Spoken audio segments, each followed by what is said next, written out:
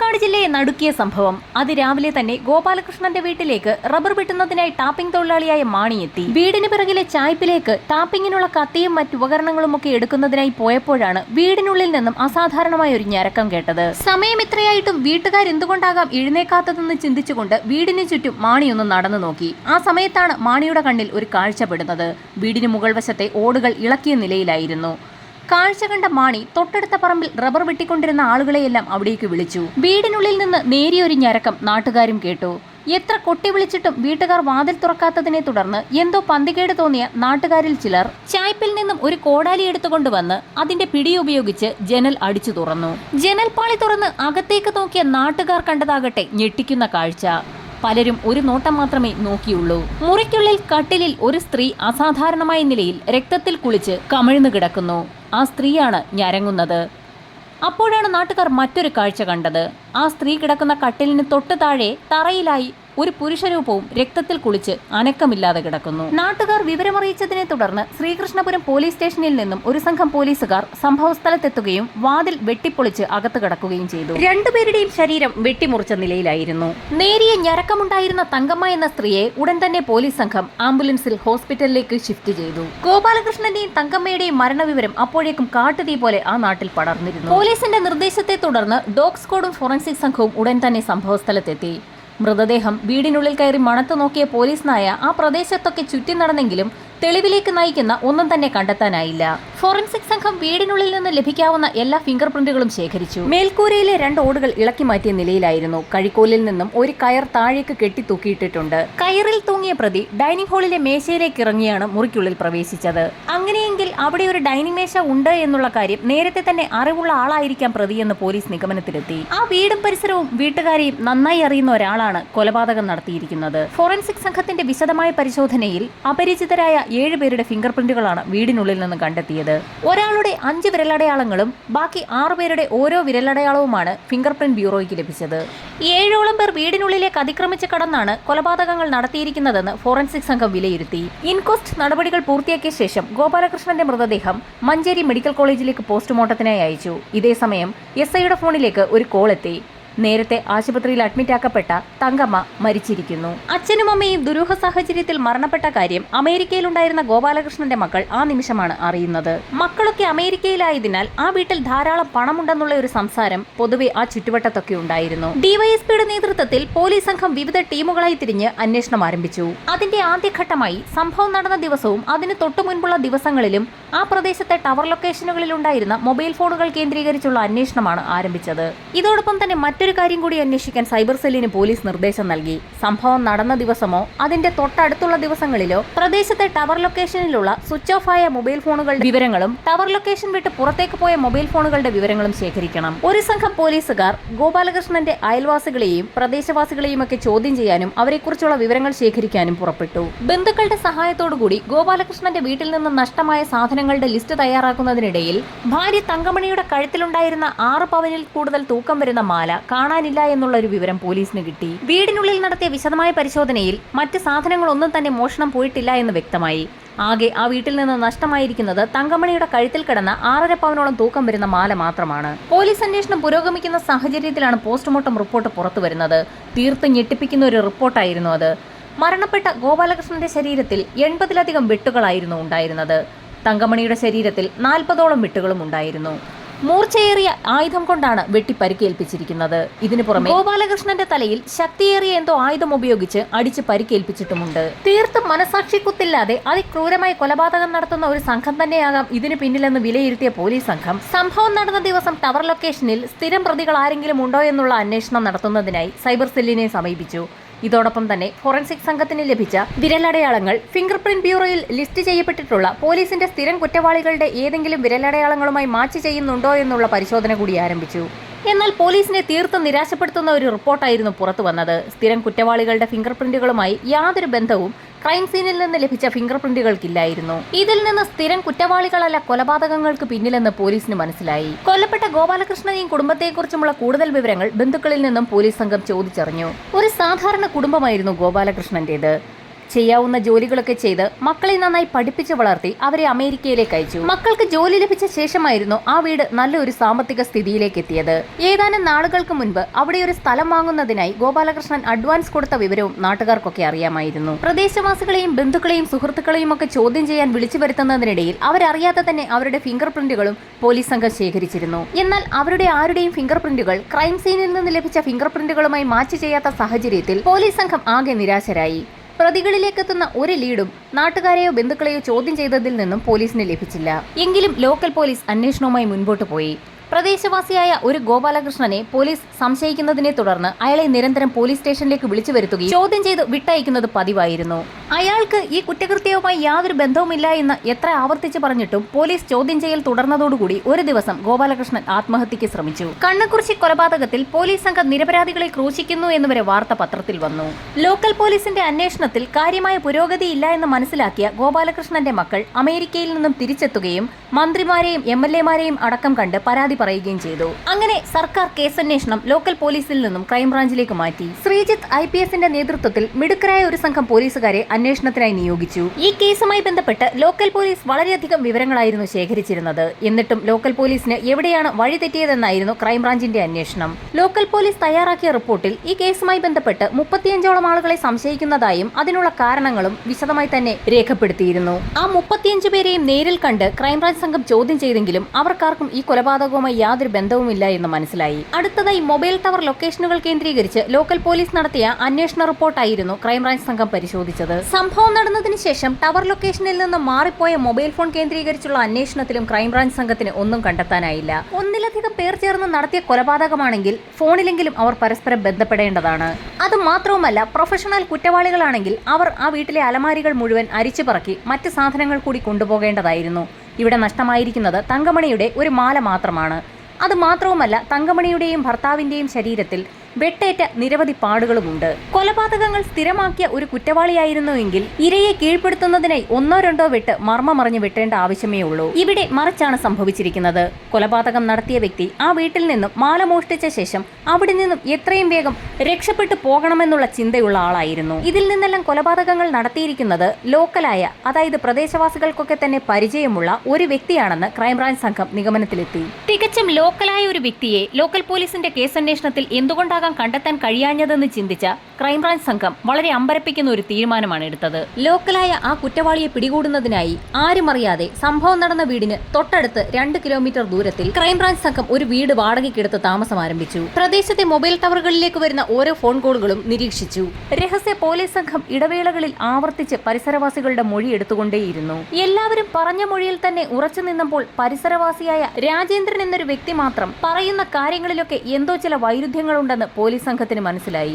രാജേന്ദ്രന്റെ phone രേഖകൾ പരിശോധിക്കാൻ തീരുമാനിച്ചു. ഇതോടൊപ്പം തന്നെ പ്രദേശവാസികളോട് രാജേന്ദ്രനെ കുറിച്ച് രഹസ്യമായി പോലീസ് വിവരങ്ങൾ തിരക്കി തുടങ്ങി. കൊലപാതകം നടന്ന സമയത്ത് ലോക്കൽ പോലീസും ക്രൈംബ്രാഞ്ചും പ്രദേശവാസികളെ ചോദ്യം ചെയ്ത സമയത്ത് ഗോപാലകൃഷ്ണന്റെ വീട്ടിൽ നിന്നും 100 മീറ്റർ മാത്രം അകലെ താമസിക്കുന്ന രാജേന്ദ്രനെ കുറിച്ചും പോലീസ് അന്വേഷിച്ചിരുന്നു. എന്നാൽ സംഭവം നടക്കുന്നതിന്റെ തലേ ദിവസം രാജേന്ദ്രൻ ചെന്നൈയിലേക്ക് പോയതായിരുന്നു നാട്ടുകാരുടെയൊക്കെ മൊഴി. കൃത്യം നടക്കുന്ന സമയത്ത് രാജേന്ദ്രൻ സ്ഥലത്തില്ലാതിരുന്നതിനാൽ അയാളെക്കുറിച്ച് കൂടുതൽ കാര്യങ്ങളൊന്നും തന്നെ ലോക്കൽ പോലീസ് അന്വേഷിച്ചതുമില്ല. രാജേന്ദ്രന്റെ മൊബൈൽ ഫോൺ കേന്ദ്രീകരിച്ചുള്ള അന്വേഷണത്തിൽ എന്തോ ചില പൊരുത്തക്കേടുകളൊക്കെ പോലീസിന് തോന്നി. കൃത്യം നടക്കുന്നതിന്റെ തലേ ദിവസം മുതൽ സ്വിച്ച് ഓഫ് ആയ രാജേന്ദ്രന്റെ മൊബൈൽ ഫോൺ 36 മണിക്കൂറിന് ശേഷം ചെന്നൈയിലെ ഒരു ലോഡ്ജിലാണ് ഓൺ ആയതായി കണ്ടെത്തിയിരിക്കുന്നത്. പ്രദേശത്തെ വീടുകൾ കേന്ദ്രീകരിച്ച് രാജേന്ദ്രനെ കുറിച്ച് പോലീസ് കൂടുതൽ വിവരങ്ങൾ ശേഖരിക്കുന്നതിനിടയിലാണ് കൊല്ലപ്പെട്ട ഗോപാലകൃഷ്ണന്റെ അയൽവാസിയായ ഒരു സ്ത്രീ ചില നിർണായക വിവരങ്ങൾ പോലീസിന് കൈമാറുന്നത്. സംഭവം നടക്കുന്ന കാലയളവിൽ രാജേന്ദ്രൻ ഒരു വാടക വീട്ടിലായിരുന്നു താമസം. കൊലപാതകം നടക്കുന്നതിന്റെ തൊട്ട് തലേ ദിവസം ചെന്നൈയിലേക്കെന്ന് പറഞ്ഞ് വാടക വീട്ടിൽ നിന്നും ഉടമയെ താക്കോലേൽപ്പിച്ച ശേഷം രാജേന്ദ്രൻ ഇറങ്ങി. താൻ ചെന്നൈയിലേക്ക് പോവുകയാണെന്ന് രാജേന്ദ്രൻ വീട്ടുടമയോട് പറഞ്ഞപ്പോൾ അദ്ദേഹം തന്റെ ബൈക്കിൽ അയാളെ തൊട്ടടുത്തുള്ള ജംഗ്ഷനിൽ എത്തിക്കുകയും ചെയ്തു. ഈ സമയത്താണ് പാലക്കാട്ടേക്കുള്ള പ്രൈവറ്റ് ബസ് അതുവഴി കടന്നു വന്നത്. ജംഗ്ഷനിലുണ്ടായിരുന്ന പ്രദേശവാസിയായ ശോഭ എന്ന സ്ത്രീ പാലക്കാട്ടേക്കുള്ള ബസ്സിൽ കയറുന്നത് കണ്ട് രാജേന്ദ്രനും പിന്നാലെ കയറി. അയൽവാസിയായതിനാൽ തന്നെ രാജേന്ദ്രനെ ശോഭയ്ക്ക് പരിചയമുണ്ട്. ശോഭയ്ക്കൊപ്പം ബസ്സിൽ കയറിയ രാജേന്ദ്രൻ താൻ ചെന്നൈയിലേക്ക് പോവുകയാണെന്നും ശോഭയുടെ ബസ് ടിക്കറ്റ് കൂടി എടുത്തു നൽകാമെന്നും ശോഭയോട് പറഞ്ഞു. എന്നാൽ തന്റെ ടിക്കറ്റ് താൻ നേരത്തെ തന്നെ എടുത്തു എന്ന് ശോഭ അറിയിച്ചു. ഏകദേശം ഉച്ചയോടുകൂടി ഒലവക്കോട് റെയിൽവേ സ്റ്റേഷനിൽ ഇറങ്ങിയ രാജേന്ദ്രൻ ശോഭയോട് യാത്ര പറഞ്ഞ് ബസ്സിൽ നിന്നിറങ്ങി റെയിൽവേ സ്റ്റേഷന്റെ ഉള്ളിലേക്ക് നടന്നു. രാജേന്ദ്രൻ പോകുന്നത് ശോഭ കണ്ടിരുന്നു. എന്നാൽ 2:30-ക്കുള്ള ട്രെയിനിൽ രാജേന്ദ്രൻ അന്ന് ചെന്നൈയിലേക്ക് പോയിരുന്നില്ല. ഉച്ചതിരിഞ്ഞ് 2:08-ന് ഫോൺ ഓഫ് ആകുമ്പോൾ ടവർ ലൊക്കേഷൻ 4 കിലോമീറ്റർ ഇപ്പുറത്തുള്ള പാലക്കാട് നഗരത്തിലായിരുന്നു. പിന്നീട് ഫോൺ ഓണാകുന്നത് 36 മണിക്കൂറിന് ശേഷം ചെന്നൈയിലെ ലോഡ്ജിലും. പരിസരവാസികളുടെ കോൾ ഡേറ്റകൾ പരിശോധിക്കുന്നതിനിടയിൽ തികച്ചും യാദൃശ്ചികമായായിരുന്നു രാജേന്ദ്രന്റെ കോൾ ഡേറ്റയും പോലീസിന്റെ ശ്രദ്ധയിൽപ്പെട്ടത്. ഫോൺ ഓഫായിരുന്ന 36 മണിക്കൂറുകൾ അയാൾ എന്ത് ചെയ്യുകയായിരുന്നു, എവിടെയായിരുന്നു എന്നൊന്ന് അന്വേഷിക്കാൻ പോലീസ് സംഘം തീരുമാനിച്ചു. രാജേന്ദ്രന് മേൽ പോലീസിന് സംശയം തോന്നാൻ മറ്റൊരു കാരണം കൂടിയുണ്ടായിരുന്നു.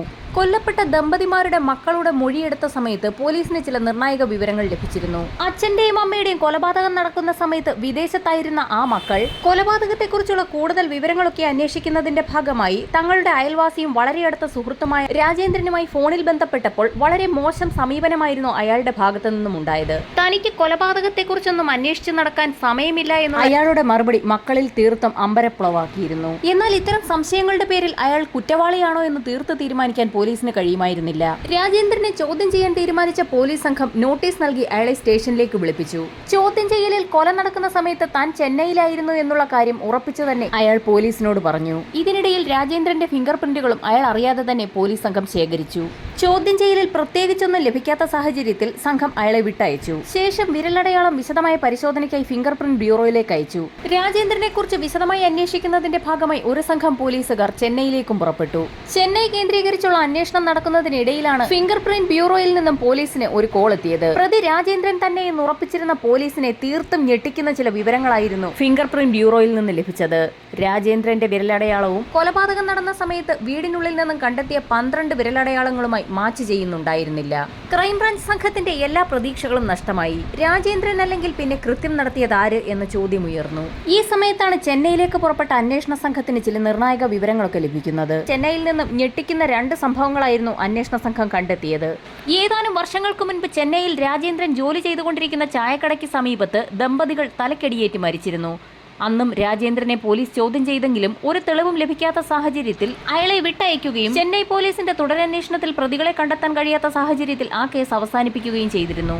രണ്ടാമത്തെ സംഭവം രാജേന്ദ്രനും വ്യാപാര പങ്കാളിയുമായി തർക്കങ്ങൾ ഉണ്ടാവുകയും ഒടുവിൽ രാജേന്ദ്രൻ അയാളുടെ തലക്കടിച്ച് പരിക്കേൽപ്പിക്കുകയും ചെയ്തിരുന്നു. പിന്നീട് ആ സംഭവം ഒത്തുതീർപ്പായി. ഗോപാലകൃഷ്ണന്റെയും തങ്കമണിയുടെയും കൊലപാതകത്തിന് മുൻപ് കണ്ണക്കുറിശ്ശിയിൽ സമാനമായ സംഭവങ്ങൾ ഉണ്ടായിട്ടുണ്ടോ എന്നറിയുന്നതിനായി പോലീസ് സംഘം പഴയ കേസ് ഫയലുകൾ പരിശോധിച്ചു. പ്രദേശത്തെ വീടുകൾ കയറിയിറങ്ങി വീണ്ടും ആളുകളുടെ മൊഴിയെടുത്തു. അപ്പോഴാണ് പ്രദേശവാസികൾ 10 വർഷം മുൻപ് നടന്ന സമാനമായ ഒരു സംഭവം അന്വേഷണ സംഘത്തിന് മുൻപിൽ വെളിപ്പെടുത്തിയത്. കൊല്ലപ്പെട്ട ഗോപാലകൃഷ്ണന്റെയും രാജേന്ദ്രന്റെയും ഒക്കെ വീടിരിക്കുന്ന സ്ഥലത്ത് നിന്നും ഏകദേശം 200 മീറ്റർ അകലെ കോമളം എന്ന സ്ത്രീയും കുടുംബവും താമസിച്ചിരുന്നു. അന്നൊരു ദിവസം രാത്രി കോമളത്തിന്റെ വീട്ടിൽ നിന്നും ഉറക്കെയുള്ള നിലവിളി ശബ്ദം കേട്ടുകൊണ്ട് നാട്ടുകാരവിടേക്ക് ഓടിയെത്തി. കോമളവും മകൻ രാജേഷും രക്തത്തിൽ കുളിച്ച് നിൽക്കുന്നതായിരുന്നു നാട്ടുകാർ കണ്ടത്. സംഭവം അറിഞ്ഞ് സ്ഥലത്തെത്തിയ പോലീസ് സംഘത്തിന്റെ അന്വേഷണത്തിൽ മുറ്റത്തെ വാട്ടർ ടാങ്കിൽ ചാരി വെച്ചിരുന്ന കോണിയെടുത്ത് പുരപ്പുറത്ത് കയറിയ കള്ളൻ ഓടിളക്കി ഹാളിലെ ഡൈനിങ് ടേബിളിലേക്ക് ഇറങ്ങി ഹാളിൽ ഉറങ്ങിക്കിടക്കുകയായിരുന്ന കോമളത്തിന്റെയും മകൻ രാജേഷിന്റെയും തലയിൽ ശക്തമായി അടിച്ച് പരിക്കേൽപ്പിക്കുകയും ചെയ്തതായി കണ്ടെത്തി. അടിയേറ്റ് തറയിൽ വീണ കോമളത്തിന്റെയും മകൻ രാജേഷിന്റെയും കഴുത്തിൽ കിടന്ന സ്വർണ്ണമാലകൾ കവർന്ന കള്ളൻ അവിടെ നിന്ന് സ്ഥലം വിട്ടു. അന്ന് ലോക്കൽ പോലീസ് നടത്തിയ അന്വേഷണത്തിലും രാജേന്ദ്രനെയും അമ്മയെയും ചോദ്യം ചെയ്തെങ്കിലും പ്രത്യേകിച്ച് അവരിലേക്ക് ചൂണ്ടുന്ന തെളിവുകളൊന്നും ലഭിച്ചില്ല. വർഷങ്ങൾക്ക് ശേഷം ആ കേസ് തെളിവില്ലാത്തതിന്റെ പേരിൽ എങ്ങുമെത്താതെ ക്ലോസ് ചെയ്യുകയും ചെയ്തു.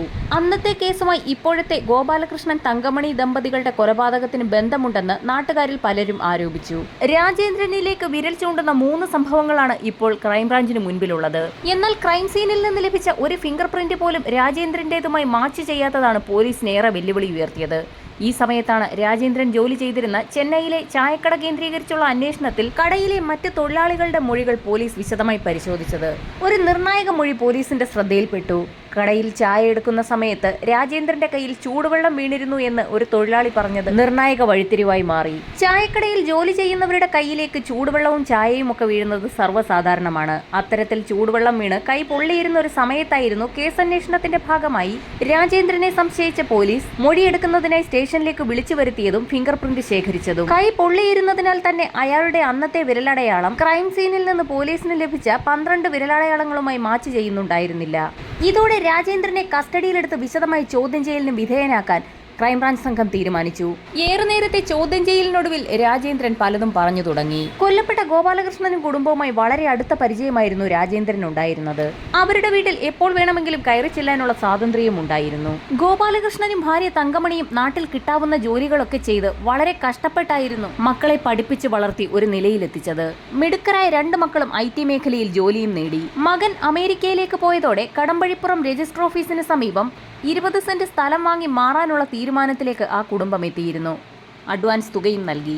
ഈ വിവരം ചെന്നൈയിൽ 2 ലക്ഷത്തോളം രൂപ കടമുണ്ടായിരുന്ന രാജേന്ദ്രന്റെ ചെവിയിലുമെത്തി. ഗോപാലകൃഷ്ണന്റെ വീട്ടിൽ കയറി ഒരു മോഷണം നടത്തിയാൽ തന്റെ കടങ്ങളെല്ലാം തീരുമെന്ന് ഉറപ്പിച്ച രാജേന്ദ്രൻ അതിനുവേണ്ടി വ്യക്തമായൊരു പ്ലാൻ തന്നെ തയ്യാറാക്കി. കൊലപാതകം നടത്താൻ ഒരു ദിവസം തിരഞ്ഞെടുത്തു. കൊല നടക്കുന്ന ദിവസം താൻ നാട്ടിലില്ല, ചെന്നൈയിലാണെന്ന് വരുത്തി തീർക്കുന്നതിന് ബോധപൂർവം പല തെളിവുകളും അയാൾ സൃഷ്ടിച്ചു. അതിന്റെ ആദ്യപടിയായി വാടകയ്ക്ക് താമസിക്കുന്ന വീടിന്റെ ഉടമസ്ഥനെ കണ്ടെത്തി അയാളുടെ കയ്യിൽ താക്കോൽ ഏൽപ്പിക്കുകയും അയാളുടെ ബൈക്കിൽ കയറി തൊട്ടടുത്ത ജംഗ്ഷനിൽ ഇറങ്ങുകയും ചെയ്തു. വഴിയിൽ കണ്ടവരോടൊക്കെ താൻ ചെന്നൈയിലേക്ക് തിരിച്ചു പോവുകയാണെന്ന് പറഞ്ഞു. തുടർന്ന് പാലക്കാട്ടേക്കുള്ള ബസ്സിൽ കയറുകയും അയൽവാസിയായ ശോഭ എന്ന സ്ത്രീയോട് ചെന്നൈയിൽ പോവുകയാണെന്ന് പറയുകയും പതിവില്ലാതെ അവർക്ക് ബസ് ടിക്കറ്റ് എടുത്ത് നൽകാമെന്ന് പറയുകയും ചെയ്തു. ബസ്സിലുണ്ടായിരുന്ന പല പരിചയക്കാരോടും ചെന്നൈക്ക് പോകുന്ന കാര്യം പറഞ്ഞു. ഒലവക്കോട് റെയിൽവേ സ്റ്റേഷനിൽ ഇറങ്ങിയ രാജേന്ദ്രൻ സ്റ്റേഷനുള്ളിലേക്ക് കയറിപ്പോകുന്നതും അന്ന് പലരും കണ്ടിരുന്നു. 2 മണിക്ക് ശേഷം മൊബൈൽ ഫോൺ ഓഫ് ആക്കി വെച്ചു. 2:30 ചെന്നൈയിലേക്ക് പോകുന്ന ട്രെയിനിൽ അന്ന് രാജേന്ദ്രൻ കയറിയില്ല.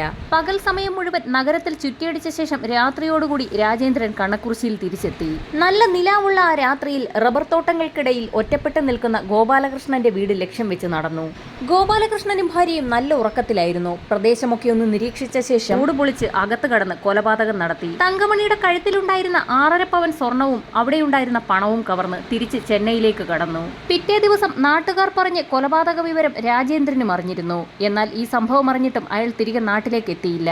കേസ് അന്വേഷണത്തിനിടയിൽ ലോക്കൽ പോലീസ് രാജേന്ദ്രനെ സംശയിച്ചതുമില്ല. കാരണം സംഭവം നടക്കുന്ന സമയത്ത് രാജേന്ദ്രൻ നാട്ടുകാരുടെ മൊഴി അനുസരിച്ച് ചെന്നൈയിലാണെന്നാണല്ലോ ധാരണ. ദൃശ്യം 1 സിനിമയുടെ മാതൃകയിലായിരുന്നു പ്രതി രാജേന്ദ്രൻ കൊലപാതകം നടത്തി രക്ഷപ്പെടാൻ ശ്രമിച്ചത്. രാജേന്ദ്രന്റെ വിരലടയാളം വീണ്ടും പരിശോധനയ്ക്ക് വിധേയമാക്കിയതിൽ ക്രൈം സീനിൽ നിന്ന് ലഭിച്ച 6 ഫിംഗർ പ്രിന്റുകളുമായി അത് മാച്ച് ചെയ്യുന്നുണ്ടെന്ന് കണ്ടെത്തി.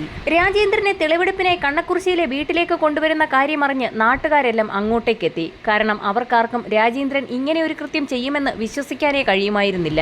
ഓടിളക്കി അത്രയും ചെറിയ വിടവിലൂടെ അകത്തേക്കിറങ്ങാൻ രാജേന്ദ്രനെ പോലെ വണ്ണമുള്ള ശരീരമുള്ള ഒരാൾക്ക് കഴിയുമോ എന്നായിരുന്നു പലരുടെയും സംശയം. കൃത്യം നടത്തുന്നതിനായി രാജേന്ദ്രനൊപ്പം ഒരു കൂട്ടാളി കൂടി ഉണ്ടായിരുന്നെങ്കിൽ അയാൾ ഇപ്പോഴും മാന്യതയുടെ മുഖംമൂടി ധരിച്ച് നമുക്കിടയിൽ തന്നെ ഉണ്ടാകില്ലേ? ലോക്കൽ പോലീസിന്റെ അന്വേഷണം എങ്ങുമെത്താതെ വന്ന സാഹചര്യത്തിൽ തുടരന്വേഷണം ഏറ്റെടുത്ത ക്രൈംബ്രാഞ്ച് സംഘം ദൃശ്യം 2ന്റെ മോഡലിൽ പ്രദേശത്ത് തന്നെ രഹസ്യമായി ഒരു വീടെടുത്ത് 1.5 വർഷത്തോളം താമസിച്ച് രഹസ്യമായി പ്രദേശവാസികളെ നിരീക്ഷണത്തിലാക്കിയായിരുന്നു രാജേന്ദ്രനിലേക്ക് എത്തിയത്.